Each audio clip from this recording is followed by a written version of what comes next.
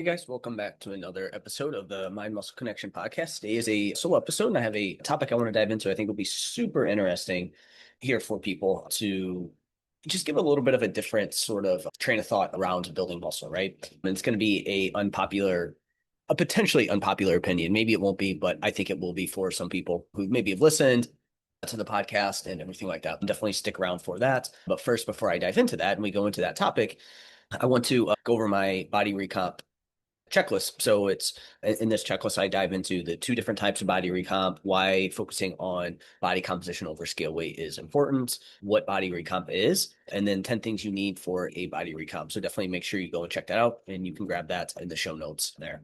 All right. So I want to dive into today's topic about my unpopular opinion. So this is definitely something that's evolved over time, and maybe some people again would agree with this. Some people maybe they're like, oh, I didn't really realize that. That's interesting. It makes sense. And then maybe some people would not agree. And that's probably how it is with most things. But I think this will definitely be something. And for me, this is definitely something that over time I've really changed my mind on. And people that have listened consistently over the last couple of years, maybe you this isn't going to be super surprising to you in terms of what I'm going to say here. But anyway, so my potentially unpopular opinion is muscle is important. We know that, but more isn't always better. So I think that is the surprising part for a lot of people. And chasing more at all costs can quietly hurt your health long term. So I want to bring this up because, for one, this used to be me, right? And again, I'm going to give you all the caveats here and everything like that. But this used to be me of I was chasing more muscle at all costs. It was like, hey, I needed to not do anything outside of the gym. I needed to always be anabolic. I needed to gain a bunch of weight because that's going to be the best thing to build muscle. And all my training was just geared towards just adding more and more size. And again, I did that at all costs. And I probably hurt my results long term. I slowed them down. And at the time, maybe my health wasn't the greatest, even though I was like, hey, I'm going to the gym and lifting weights. And I also want to bring this up because I do feel like there is a message out there now that with muscle, it's the holy grail and like we just need to keep getting more. And that's really what happens with a lot of fitness things is, hey, you need more fiber. And people think that they just need 150 grams of fiber per day. Hey, you need more protein. Then people think they need 500 grams of protein per day. There's always, and same thing with training and exercise. Okay, we want to move, we need to do more. There is a point of diminishing returns if other things aren't in check. And I think that's definitely the case here with this as well, too. And so really what I'm trying to get at here is I'm more so trying to hit at this sort of message now that it's, oh, you just muscle is the holy grail and that's like the only thing and muscle is going to cure all your problems and everything like that. And again, that's not the case. It can be super helpful and it is a great thing to do and it is super important, but I do feel like we need to have other things in check as well too in that pursuit of adding more muscle. So don't get this twisted. Like muscle is hard to build and people do need to be intentional about building it. But I think what I'm getting at is chasing size and chasing muscle at all costs can backfire for people. And I'll talk about some specific examples of what that looks like. But this has to be said, like a lot of people do need to build more muscle and a lot of people do need to focus more on building more muscle and it's hard to come by. It's not going to be an easy thing. When you first start training, you're going to build some muscle because your body's not used to that. But once you get past that very initial beginner gains, things really start to slow down unless we're not intentional with what we're doing. And so I think people do need to be intentional with building muscle. This is by no means saying, hey, you should stop training in the gym and stop lifting to build muscle. Like you should continue to do that and you should continue to get better at it and find ways to be more intentional and to be better and get more out of what you're doing, because I think as I talk about what we want to add in, that's going to be super important here in this process. But again, chasing size at all costs can backfire. So where does this kind of show up and where can it become a problem? You have one avatar where it's like, hey, chasing more muscle while holding higher body fat levels, because the thought is like, oh, if I get more muscle, it's going to help with fat loss. It's going to help me look better. And it's, yeah, to an extent. I think if you're at moderate body fat levels, adding some muscle will help your look. It's going to obviously improve your metabolic health and it can make body comp change easier for you. And I think the same thing at higher body fat levels. But the problem isn't you need to add more muscle at higher body fat levels. It's you need to get to a lower body fat percentage. Like you need to lose some body fat. And I've just seen too many people that hear, hey, you need to build muscle. That's going to help with fat loss. And then they just focus on adding muscle when it's like, hey, they need to get their body fat percentage down. And you're going to look better. You're going to be able to see your results. And you're just going to be healthier long term when we look at from a long term perspective. Because even if you are at a higher body fat level and you have more muscle, yes, we can look at metabolic health, your blood markers, things like that can help tell us like where you're at from an overall health standpoint. But at the end of the day, when we start to get into these higher BMI levels. If you're slightly in the overweight category, I'm not overly concerned. But once we get to the high end of the overweight category and then into the obese, there's going to be some strain on your body. And until that gets fixed and we get lower, it's like, even if you have more muscle, it's probably not a good thing. So again, even if you are someone that has a good amount of muscle and you're at a high BMI, we just have to understand that from an overall health perspective, especially if all these other things we're about to talk about are not in check, you're going to be at higher risk of long-term health issues. And you're probably not going to feel as good as you could. And you're probably limiting overall body composition in the process, right? Another example where this becomes a problem is somebody who does no dedicated conditioning work, right?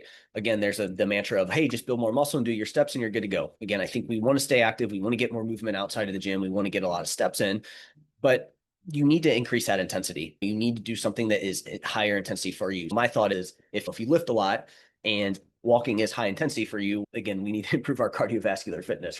Either way, we need to make sure that some of our conditioning work that we do is a little bit higher intensity. I'm not saying you need to go and run a marathon, but we need to do some sort of conditioning. I'll talk about what my ideal routine kind of looks like. We're looking at 1 to 2 days, like probably 2 days per week of conditioning where we're going to do maybe one steady state and then one interval style where we're getting a little bit higher, we're reaching those higher levels there. And then obviously the less you do, we can be a little bit more intense with what we do, but we'll talk about what the ideal routine would look like for somebody over 30 there. So again, this is the person that is lifting 5 days a week and you're like, oh, I'm going to go to the gym for a 6 day. Like in that situation, if you're training 5 to 6 times a week with no conditioning, I would rather you take out one of those days and get in a conditioning session or add in something there, add in some sort of conditioning. But then the problem becomes once we continue to add more and more to our plate, recovery becomes an issue. So we need to look at that. And again, for most people over 30, that ends up really being the big bottleneck here with things. We need to make sure we have some dedicated conditioning work as we focus on building more and more muscle there. And there are some sex differences here, which I'll talk about in a minute. In this process, like you're building more muscle, but your lifestyle habits are not in a great spot. So again, that's, hey, you have high stress on the body, which in turn is probably going to impact your ability to build more muscle. So again, if you're like trying to do more there, but then also you don't have good lifestyle habits, again, not only are you going to be pushing to do more, but then, you're going to be limited, right? So other poor lifestyle habits would be, hey, you have a high alcohol intake, high drug use, poor sleep, poor nutrition habits, which again, all those things are going to indirectly impact muscle growth. But if those things aren't in check and you combine it with maybe some of these other things that I'm talking about here, again, that's where it can start to become problematic. And it's, hey, we need to focus on that versus adding more muscle at that point. And then another way it shows up is neglecting other forms of fitness or daily movement. So again, a lot of times with people who are really trying to maximize muscle growth is like, hey, I can't do anything else. I don't want to do anything else. I just need to go into the gym and just lift 6 days a week. Again, if you're doing that and you don't do anything else, I would much rather see you do something else besides just doing that. As we'll talk about, there's some trade-offs and it depends on your goals as well too and what you want to do. But again, I'm just saying for the majority of people, I would much rather see them train 4 days a week, do some sport or hobby or something that's active that gets them to do something different outside of the gym. And then again, just daily movement, making sure you're moving plenty outside of the gym. We're not just sedentary outside because again, we could chase muscle growth. Maybe we have a good amount of muscle. But again, if we don't do any sort of cardio conditioning work and then we're not active, again, from an overall health perspective, we're not going to be in as good of shape as we could be than if you did these things. And so for me, this was, like I said, definitely me, right? It was like I got to higher body fat levels for my body. And it was like, hey, I kept trying to just chase more muscle because I thought that one, I needed to be in a surplus. And I thought that just continuing to gain weight was just going to be more and more muscle, right? And then I got up to 190, which for somebody that's 5'6.5", 5'7", I don't really know what I am. Let's just go 5'7", just to make me sound a little bit, quote unquote, taller than what I am. Now, if we look at BMI, let me pull this up. BMI calculator. Let's say 5'7". That's going to give me a little bit more wiggle room here.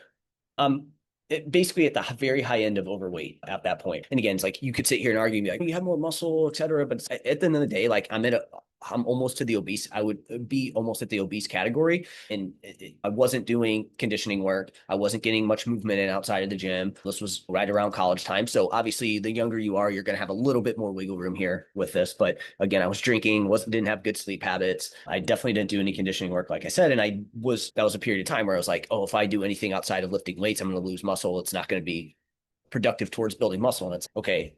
Now this is becoming a problem at that point, right? So again, muscle matters, but we shouldn't chase it at all costs. To me, there's a point of diminishing returns, especially if conditioning, body fat, and lifestyle habits aren't in a good place. I need to make this known that somebody might hear this and be like, what if you want to build a lot of muscle? That's fine. You can certainly do that, but we have to really be on top of our conditioning, our body fat, and lifestyle habits in that process of doing that. And as I'll talk about here in a minute, there does become a point to where we only have so much time, especially if you have a family, other things going on. And so that's where we just have to understand the potential trade-offs of going higher than that and not focusing on these things there.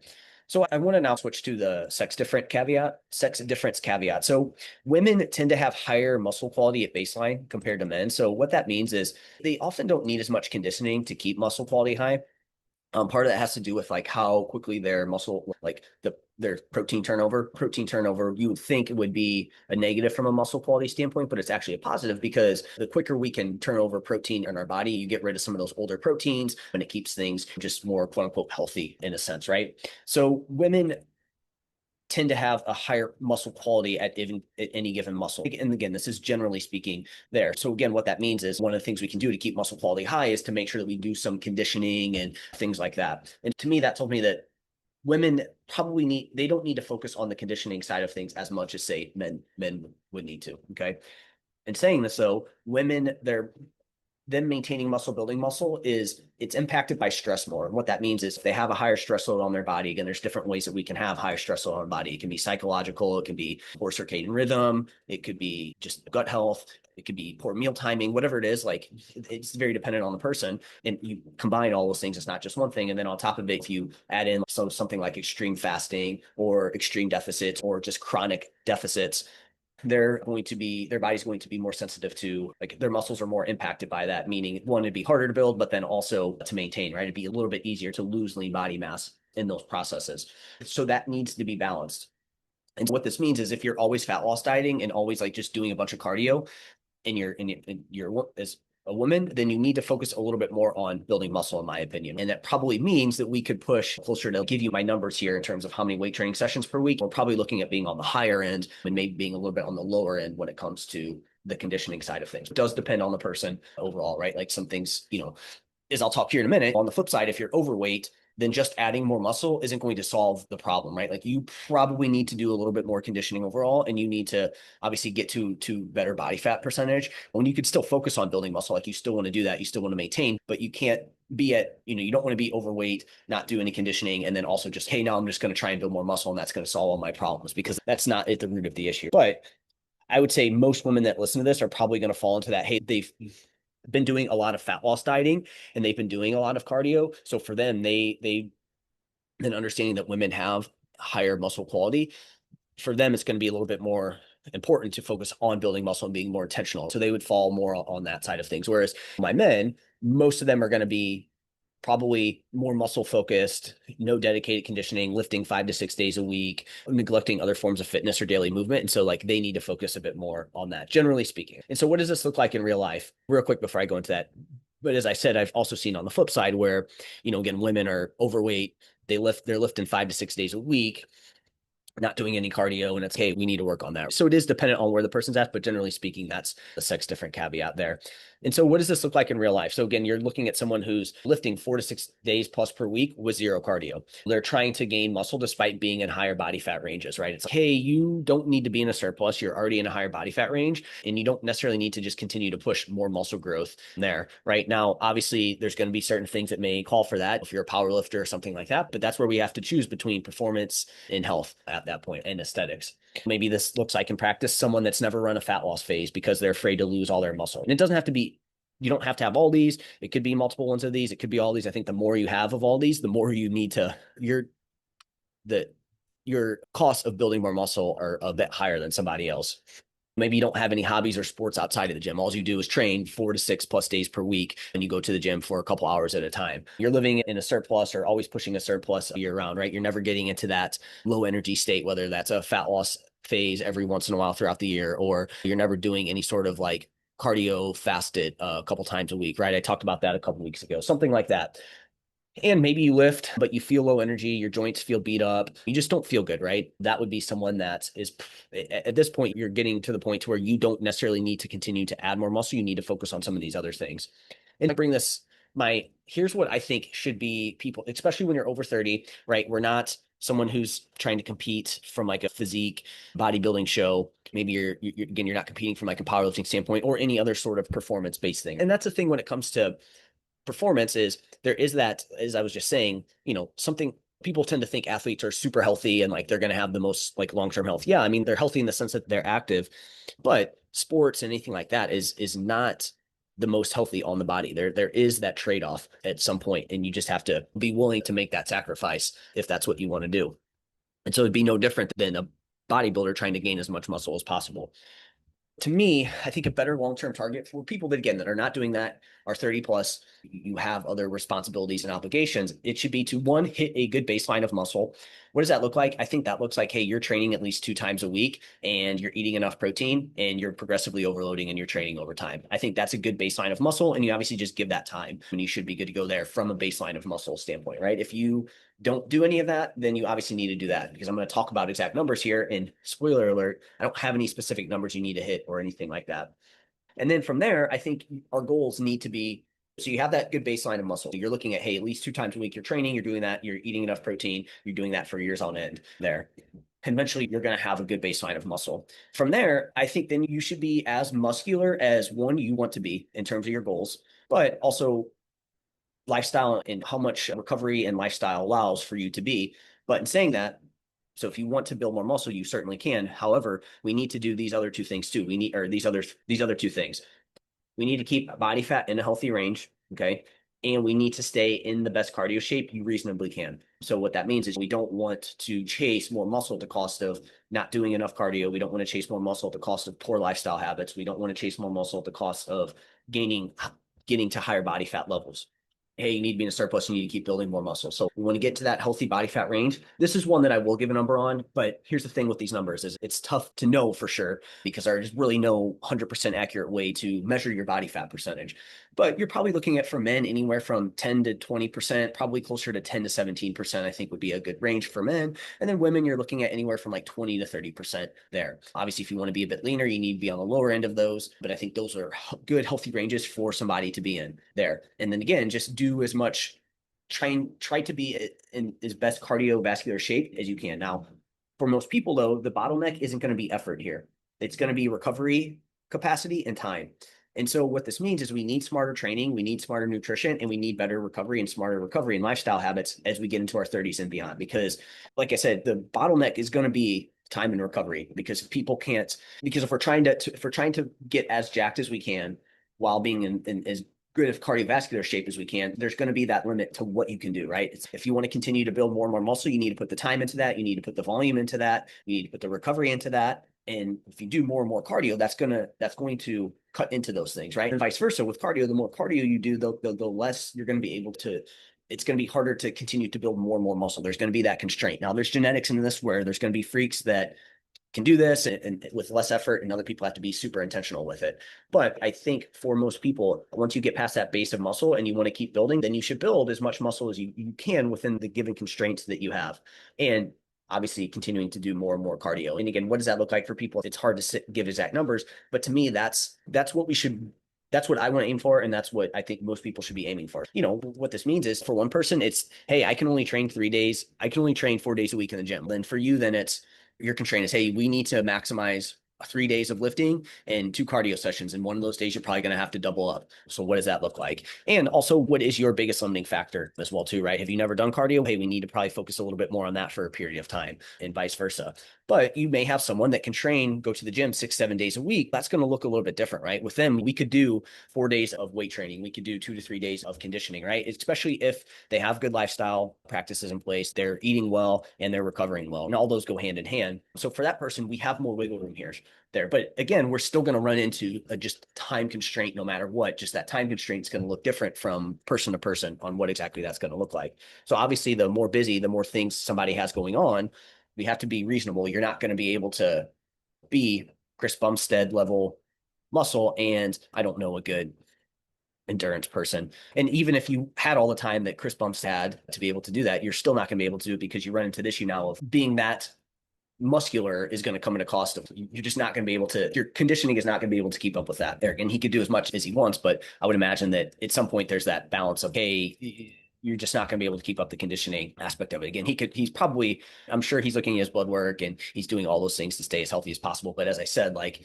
being that large probably isn't the greatest long-term health when we look at that. Because again, you're not going to be able to do enough cardio to support all that muscle there. So again, I'd be curious if anyone else has any thoughts on that. But here's the thing though, we can also periodize this. So again, if you're someone that you need to lose some body fat, obviously we can throw a fat loss phase in there. And during that time, we're more so focused on maintaining muscle and cardio, right? We're probably not pushing those things. Going to lower body fat percentages is going to help your conditioning. It's going to help you be healthier overall to a point. Obviously, if you get to super low body fat levels, there's diminishing returns as well too there.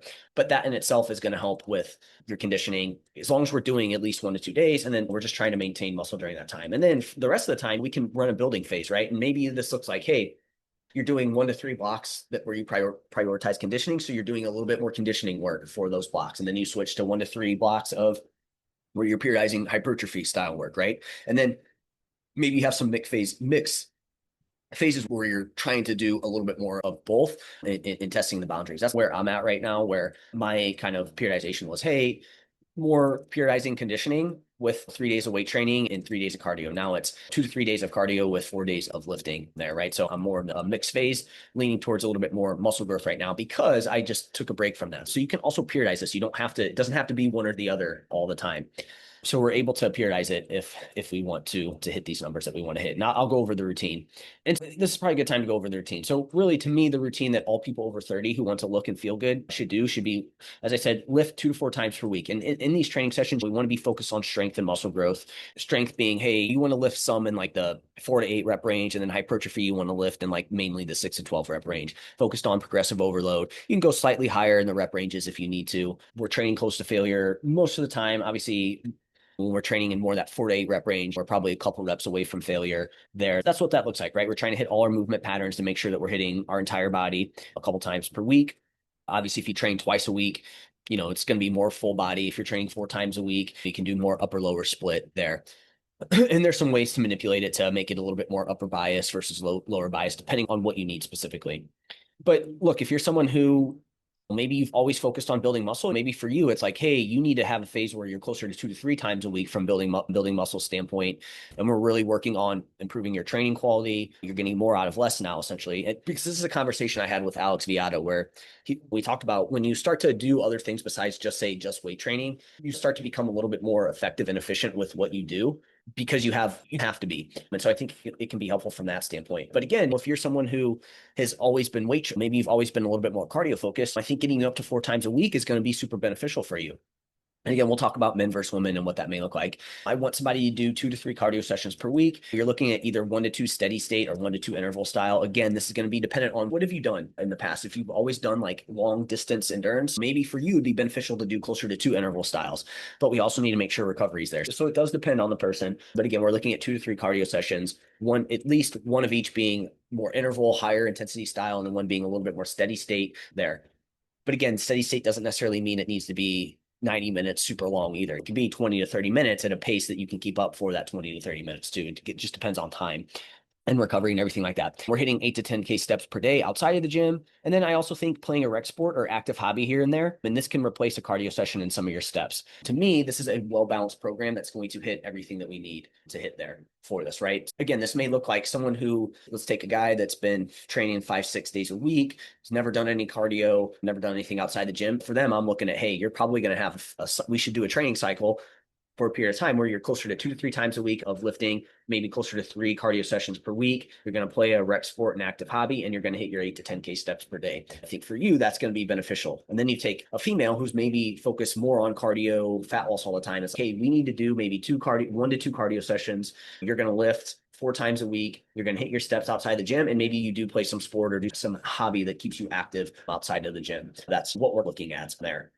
And like I said, you can periodize it. You could have one where you're a little bit more weight training focused, a little less cardio focused, but we want to try and hit these base numbers here. So again, when I look at this, like for bodybuilders or people who chase extreme levels of muscle, there's definitely going to be a trade-off at some point. Most people don't need to worry about that. I don't think most people need to worry about building too much muscle. It's just making sure that we also do these things in combination there, because it is hard to build muscle and it's not an easy thing. And I think that needs to be said. But again, if you really do want to build as much muscle as possible and you're a bodybuilder and you need to be relatively large, there's a trade-off.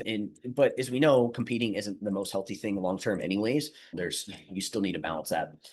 But look, more muscle with poor metabolic or overall health, poor lifestyle habits, poor conditioning, and a high BMI is still a long-term problem. And people will be like, oh, BMI doesn't say anything about muscle. But as we've talked about, like that is still problematic to be at that high of BMI there, even if you do have muscle and you weight train and stuff like that. But before people ask for numbers, there's no universal number I'm looking for. I gave some body fat range percentages, but that's about it, right? People are like, do I need to have a certain VO2 max? Do I need to have a certain amount of muscle, FFMI or whatever? And I just don't care about those things, to be completely honest. I think to me, the right amount of muscle or cardio is whatever keeps you healthy, performing well, looking the way you want, and recovering well. If you don't feel like you are looking well, we need to look into what you're currently doing. If you don't feel like you're healthy or your blood markers are telling us, we need to look into your lifestyle. We need to look into how much cardio you're doing. If you're not recovering well, again, we need to look into your lifestyle. I don't really care what any number says there with that. And so to me, the real question is what's missing in your routine, right? So if you've always focused on losing body fat and doing cardio, you probably need to add some more muscle and you need to focus on that side of things a bit more. Like you do need to add more muscle. But if you've only lifted weights and you've always chased muscle growth